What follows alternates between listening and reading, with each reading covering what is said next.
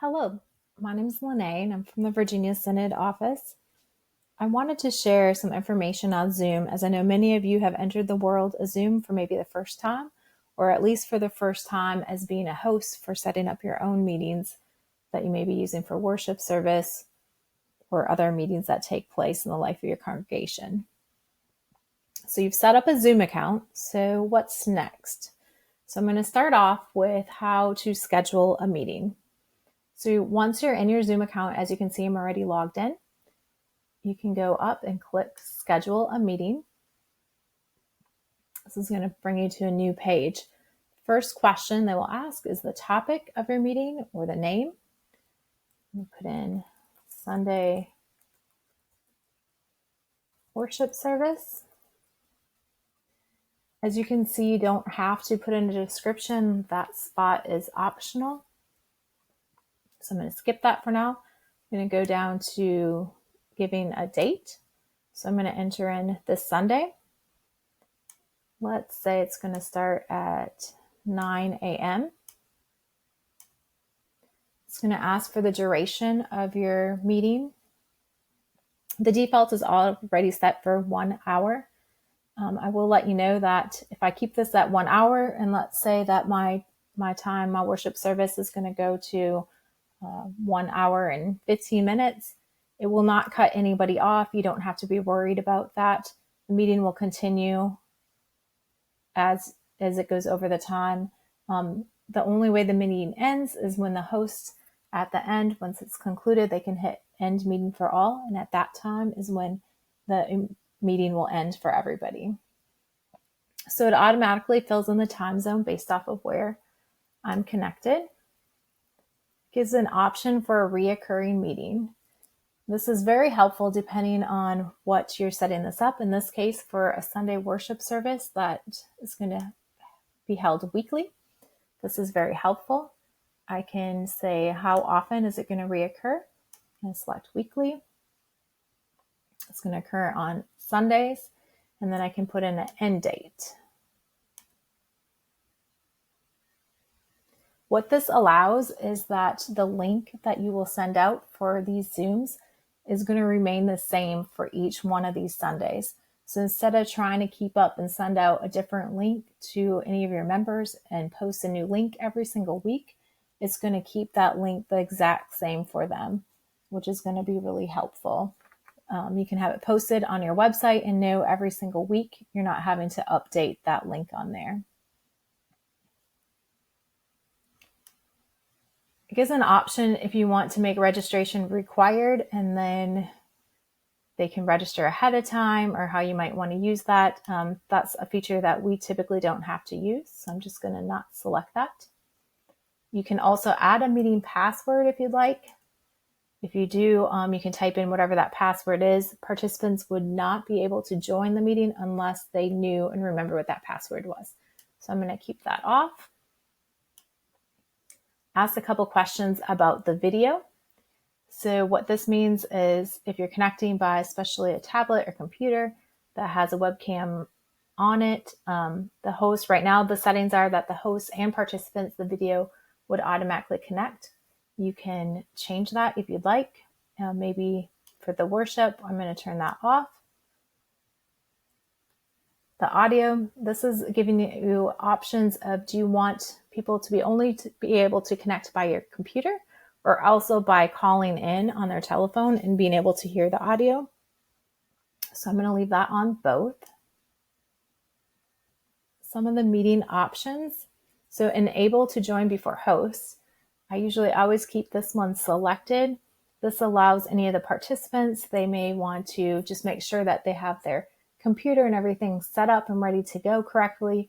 And so maybe a few minutes before the actual start time, they're going to try to join and make sure that everything's good, or if they need to try and adjust something. And so I usually leave that checked off to allow them to connect ahead of time. Mute participants upon entry. This is very helpful, especially if you're scheduling a meeting that's going to have a larger number of people joining, or for a worship service. Any slight bit of background noise can really be distracting to other people that are trying to participate in the worship service or in the meeting. So I would recommend to have that selected, but that's at your discretion. Participants do have the option of unmuting themselves if they have a question to ask during a meeting or have information that they want to share. They give some options for enable a waiting room. For worship services or for regular meetings, I don't really see the need to that, so I'm going to let that off right now. And one that may be helpful, though, is record the meeting automatically. If you select that, it's going to give you two options. So you can either record it and it's going to be saved to your local computer, or you can record it to the cloud. Recording it to the cloud is your Zoom account. I believe the Zoom account automatically comes with about 1 gigabyte of storage. And once the meeting is done, it'll take just a few minutes for it to process that video, and you'll receive an email saying that your video has been processed and you can access it. You can go to your account and download it from there, and then you can post it or whatever you may need to do about it. So alternative hosts. This is when you signed up for your Zoom account. It gave you an option if you wanted to have more than one host a part of your account. There's additional fee for each host, though. So I would leave that. So you can't add anybody in there unless you've added them to your account. But if you have the enable to join before host selected up here, I will let you know that you can schedule whoever signed up for the account can schedule meetings, and you do not have to be on that meeting because as long as you have that checked off. So there may be a different group that's going to meet and you're not normally a part of that meeting. They would still be able to meet and conduct their meeting and information by Zoom without you having to be on. So I'm going to hit save.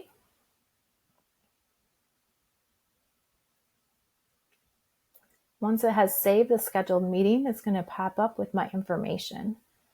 I'm going to click on copy the invitation and I can select this. And then go to an email and paste the information that I may want to share with people. Or I could take this link and post it on my Facebook page or however I want to share this information. Now, the way they have it set up, it gives a lot of information that may be a little overwhelming to some people that aren't used to connecting by Zoom. So I usually try and cut it down a little bit.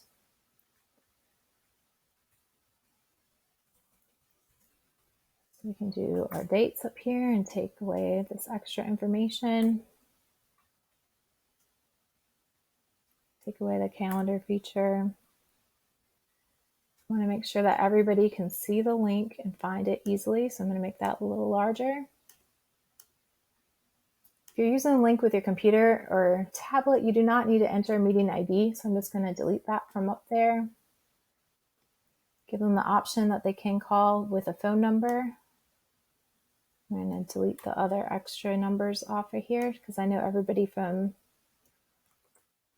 location, maybe from this area. So I'm going to delete extra numbers to just simplify it a little bit. But then I could go ahead and add my message on the top to provide more information, and they would know how to connect for the worship service at 9 o'clock. So once you've completed this, you've shared the information, everybody knows how to join. The next step would be actually hosting a Zoom meeting. So when you're connected by Zoom, now this would show the different boxes would show up on here of other members that are connected. But I want to be able to show you some of the menu options that you have available to you during a meeting. So down here in the bottom is your microphone. This is how you can unmute. If I just click on this, it will unmute it.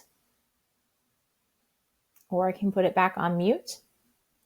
If I'm having an issue with maybe my microphone, or I want to make sure it's going to be working properly, I could click on testing it. I could switch to a different microphone if I have another option available. This would be how I can start or stop my video. If I'm having some issues with my video, I can check on my video settings here also. If I'm in a meeting and I know there's certain folks that are supposed to be on and somebody can't find the link, I could click on this and it'd take me straight to my email that I could send them a direct link again on how to connect. Zoom also gives you the option to share your screen. If I were to click on this, it'll let me share my screen. I could pick which screen I want to share. And then that would allow any participants to be able to view what I have on my screen. So that could be even a video, and they'd be able to hear the audio for that video or any other resources. If I have a question for somebody, I could hit on the chat.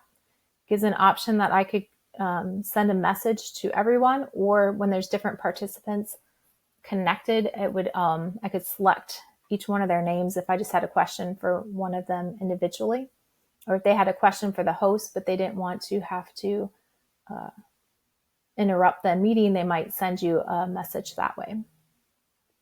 If I decided I wanted to record my meeting, but I had forgot to turn that on when I set my meeting, that's okay. Still gives me an option down here that I could click this and it would start to record the meeting for the rest of the time.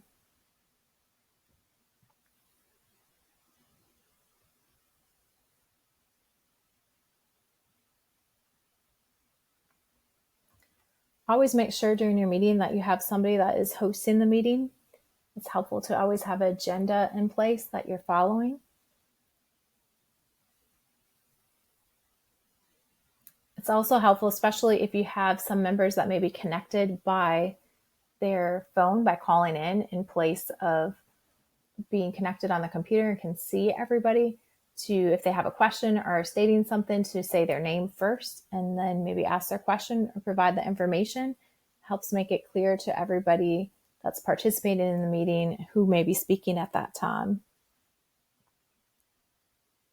I hope that this provided some helpful tips for you. And if you have any more questions regarding Zoom, please feel free to reach out to me. You can send me an email or call me, and I'm more than happy to help answer any questions. Have a great day.